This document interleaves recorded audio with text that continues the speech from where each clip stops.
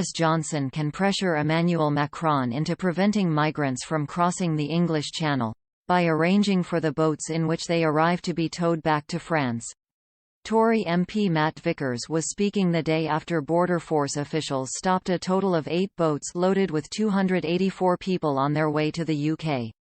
Simultaneously, it was revealed French authorities had prevented just one vessel, containing 20 people, from crossing the Channel. Mr. Vickers, who triumphed in Stockton South in the 2019 general election, was deeply unimpressed. He told, "It is obvious that France simply isn't doing enough to prevent these crossings. Whether it is due to a lack of will or lack of capability, this situation must not be allowed to carry on. It is unfair on genuine asylum seekers who are struggling to have their claims processed and unfair on the British taxpayer." Mr. Vickers said, "Last I checked, France was not ravaged by war.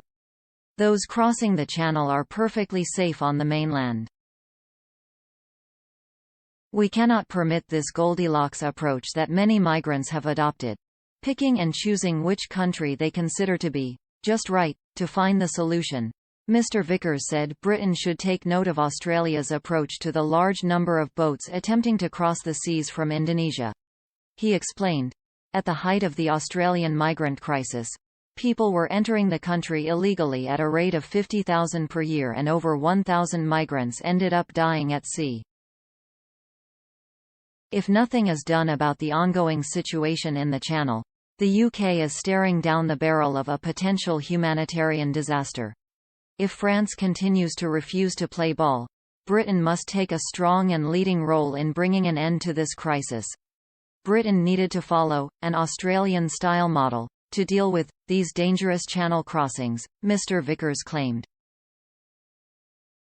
He said, "An offshore processing solution, much like the one set up in Nauru by John Howard, is an absolute must to ebb the flow of those who arrive on British shores and we subsequently struggle to process."